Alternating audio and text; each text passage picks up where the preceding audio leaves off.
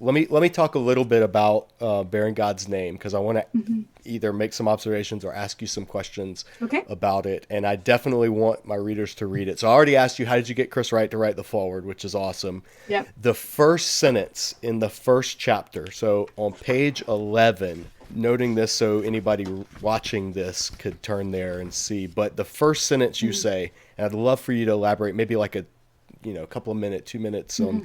the first and most commonly made mistake with the Old Testament law is to ignore where it appears. Now, I Hmm. know what you mean by that, and I think that's brilliantly succinct and a great way to start a book on the Old Testament law, which is dear to my heart. I spent 5 years teaching through it every week into lay people. Hmm. Hmm. Unpack that for viewers who were like, wait, Yeah. what is important about the law and where it appears? What do you mean Yeah. by I that? th- I think that Christians usually assume that the Old Testament law was Israel's means of salvation, that they obeyed the law so that God would save them. And this is where its location in the text is so important to notice. We see the Ten Commandments usually like posted on the wall, clipped out from its context. So Right. we're not seeing what comes right before this and what comes right after this. The Ten Commandments appear in Exodus chapter 20. That's halfway through the book.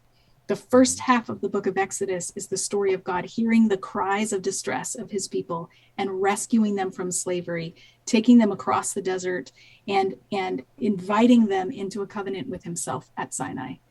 And and if we get those two events swapped around, that then we misunderstand Old Testament law. So I say in the book that Moses did not show up on the border of Sinai with the Ten Commandments, with the two tablets, and say, hey guys, guess what? I can get you out of here. All you have to Right. do is sign on the bottom line that you'll do all of these things. This is not a prerequisite for salvation. It is instead the means by which they're going to carry out their vocation or their mission as the people of God. God's already rescued them. He's already said, you are mine. Now he's saying, here's how to live like you're mine. So the law is a matter of mission that's showing the Israelites how to demonstrate the character of God among the nations. Mm-hmm. And if we get that right, then all of a sudden we don't need to chuck the Old Testament law when Jesus comes on the scene, because this is what happens. We're saved by faith in Jesus. So if you think that the Old Testament law is how people got saved, then we don't need that anymore. But if you recognize that the law was the means by which Israel carried out her mission, then Jesus saving us doesn't change that. It just gives us new energy for this mission of faithfulness. He models for us what faithfulness looks like. He atones for our sin so that we can walk rightly with God. And then we're still supposed to go live it out in every area of our lives. So you've got letters from Paul that have lots and lots and lots of practical instruction for how to live as a Christian that lines up with Old Testament law. He's not saying saved by grace, do whatever you want. That's Right. like anything goes now. No, anything doesn't go, because we have been nominated, invited, appointed to this role as God's representatives among the nations. So that flipping that around changes everything. Absolutely. Yes. It's cool because when I teach on this, my favorite way to show people exactly what you're saying is how Paul takes the agricultural law about not muzzling an ox Mhm. and applies that to paying preachers or clergy or people that are Yes. working for the gospel. So he's not Yes. he's not just saying, "Hey, here's a random example." He's like, "This is what the law teaches." But what he's Hmm. telling them to do is not literally what the law was telling Israel to do, Right. which is don't put Right. a muzzle in an ox's mouth, although he probably wouldn't do that still. Right. But it's the deeper principle. So, Yep.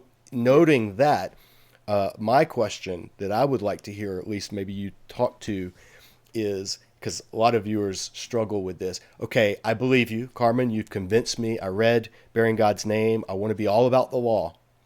How do you do that without going back into law keeping in a Hmm. way that is actually undermines the gospel, whereby now Yeah. you have to keep the law? Because that seems to be Hmm. what Paul was arguing against to the Hmm. Galatians.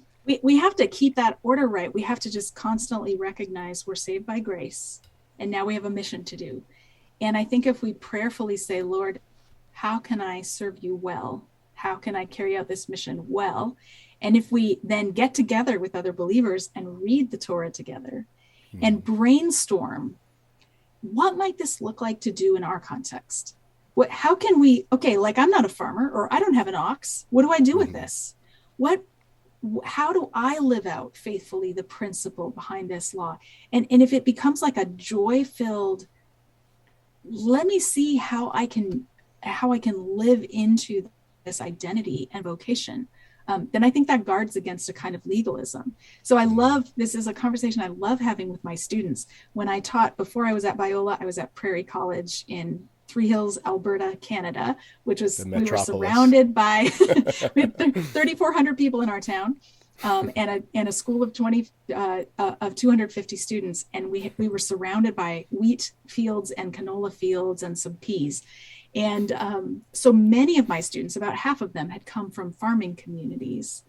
And we were able to look at the agricultural laws and actually talk about, like, I'd say, okay, who here has a farm? And somebody would be like, yeah, we have a farm. And I'm like, all right, what do you grow? Okay, we grow wheat. Great. Do you reap to the edges of your field? And they're like, yeah.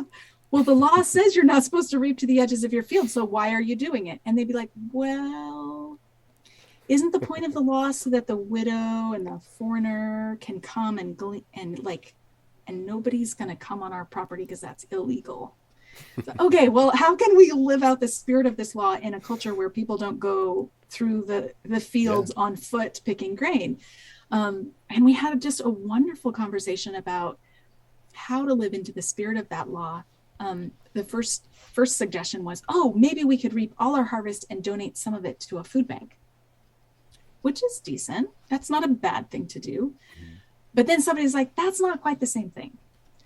Because if you're not reaping to the edges of your field, you're actually giving someone the dignity of a day's labor to find this food. Exactly. So it's not a handout. It's actually like we're allowing you to grow food on our land, kind of more along those lines. And so then we talked about, okay, what might that look like? Well, you could hire people to work on your farm who can't pass a background check because they've recently been released from prison, or they're struggling deeply with mental illness and they can't show up reliably to work every morning, or maybe they don't have a green card or whatever. Like we talked about people who are on the margins of society. Maybe they are houseless, and so they don't have an address to put down for a paycheck, and they need to be paid in cash. So how could you make your farm put into place a way of doing business as a farmer that includes people who are on the margins?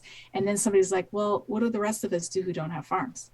Well, if you own the dollar store in town, you could actually have the same principle at work. It doesn't have to be farming. It could be any number of kinds of businesses. So that's the fun part, right? Taking a law and then brainstorming together.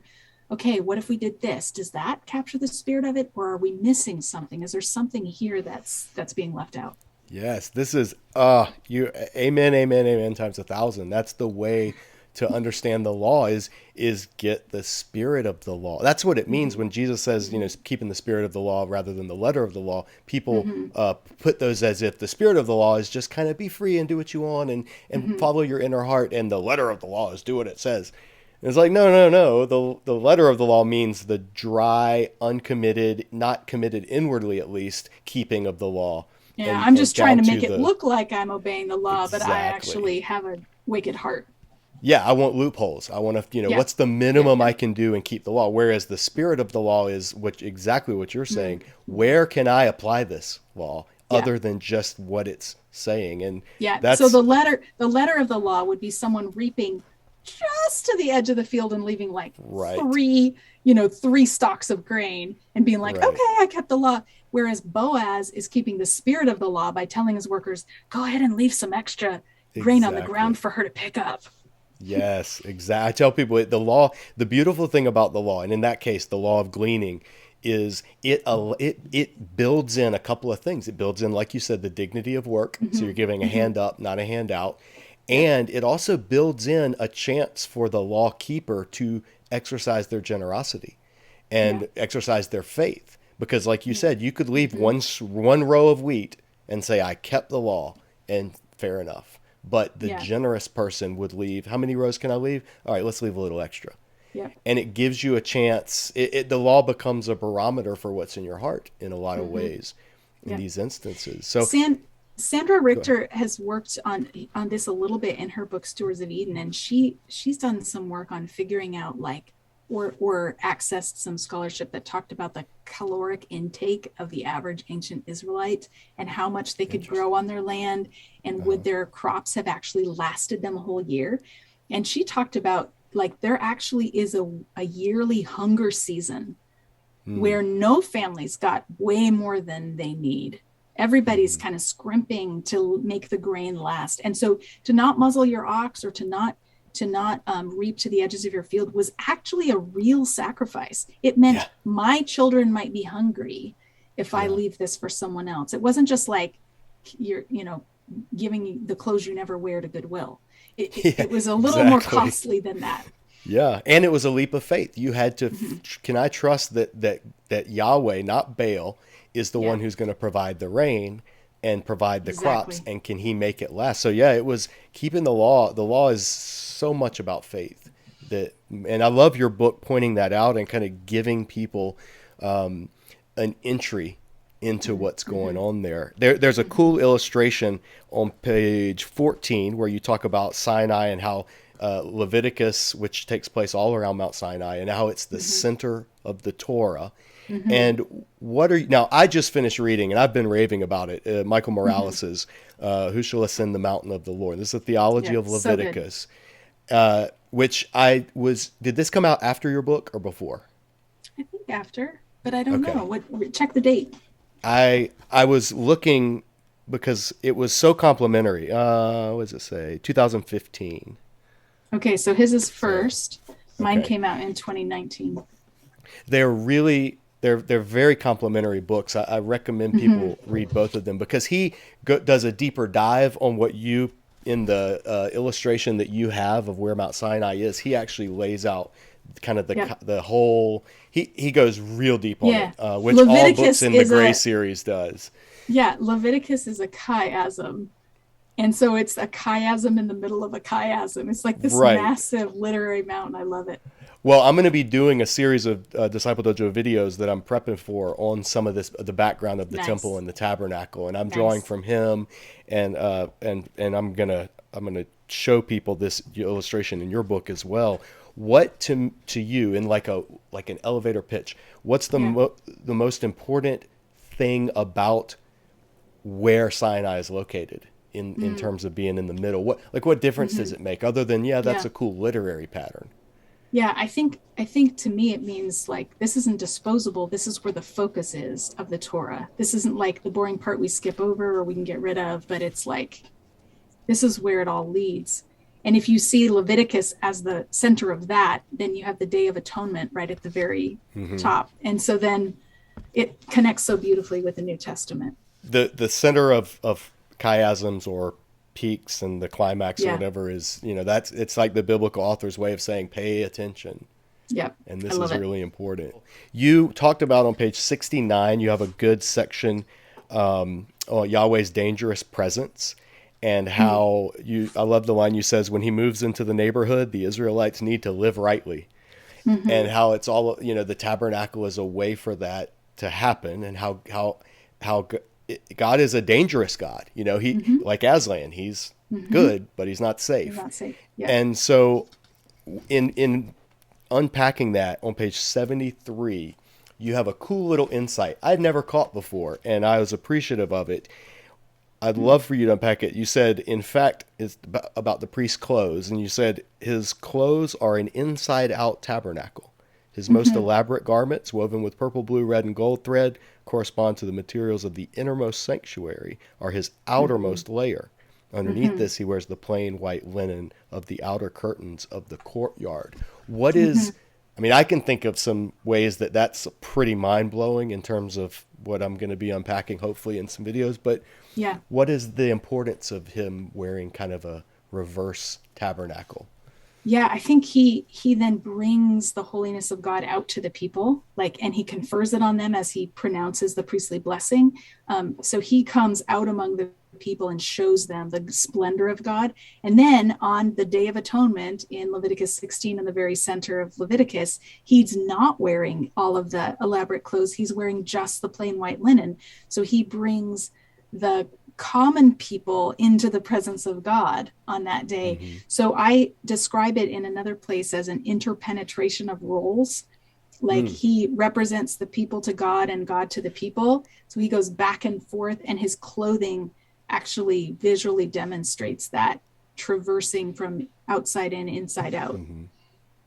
I love that, and the way even the way he smells, because he's Mm-hmm. using a certain incense that can only be used on the priest and in the holy of holies. So Yep, I've told that's people right. you could smell the priest coming, Yep. and everything about him is showing teach. Yep. It's like a life size children's sermon for a whole nation. Yes, So yes. Or as I say in the book, he's a visual model of what the entire nation is supposed to be, because he's the hmm one who bears God's name on his forehead, among the people, just as they're supposed to bear God's name among the nations.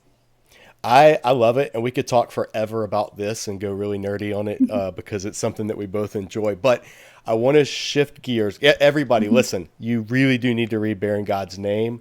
I cannot recommend it highly enough, and I want to make sure that everyone knows that this is not just, hey, my friend, I'm interviewing my friend and she's got a book, so go buy it. No, literally, if I didn't know Carmen already, this would still be one of the best books that I read the year that it came out. So go buy it and read it. Let me, we want to close, got a couple of more minutes, and I want to ask you some viewer questions. Mhm. I'll do three, there are three questions, and I'll save the most intricate one last. You can kind of fire Okay. off answers. The first one is, where do you land? I know it's debatable, and in my Bible review videos, I point this out, and I have my own view, but where do you land on the date of the Exodus, and like, late date, early date, Mhm. and Mount Sinai, the route, where did they cross? What was Yam Suf? Was it Aqaba? Was it Yeah. Suez? Was it the lakes? How do Yeah. you approach that? Or do you Yes. even think it So, matters? so I am writing a commentary on Exodus for Baker Academic. I will have to Ooh. come to a conclusion on this, but I haven't yet. I lean towards like right now where it stands, I lean towards a late date because I think it makes hmm the best sense. Um, And you if mean it by was that a what year, what time like frame the for like 1200s BC rather than is it 1400s? So yeah, 1400s? the 15th century date I think is problematic for two reasons. One, because Egypt is still in control of Canaan at that point. So if they leave Egypt and they get into Canaan, they'd be fighting Egyptians rather than fighting hmm Canaanites. And because Pharaoh during the 15th century is living at Thebes, which is a long way from the Nile Delta, um, region where the Israelites are in Goshen. And so for Moses and Aaron to keep presenting themselves to Pharaoh, it seems a little bit tricky if Pharaoh is way, way, way, way far away. hmm Um, and then the late date seems to kind of solve those problems in some way. But I haven't delved into that question as deeply as I will need to. As far as the location of Sinai and the place they crossed, I tend at this point, again, without having done a lot of work on it, I'll have to do this for the introduction of the commentary. I lean towards them crossing at the Bitter Lakes, and then crossing over the Sinai Peninsula, and I lean towards the St. Catherine's Monastery, like traditional location of Mount Sinai. hmm I think I saw you say on social media recently that you prefer the Arabian Peninsula location. I'm open to that. Um, I'm curious to hear the reasons that you lean in that direction. To me, the main exposure I've had to that view is from Patterns of Evidence for the Exodus, which is a documentary that I've been told is deeply problematic in Yeah. its scholarship. So I spoke with James Hoffmeyer about it. He's the world's leading evangelical Egyptologist, and he's hmm interviewed in the video, and he says they're throwing together all these different things and saying, "Woo, look!" But it's Right. all like coincidental, and it's not a solid. it's not a solid documentary. So if you have access to some other information that has swayed you, I'd love to hear it.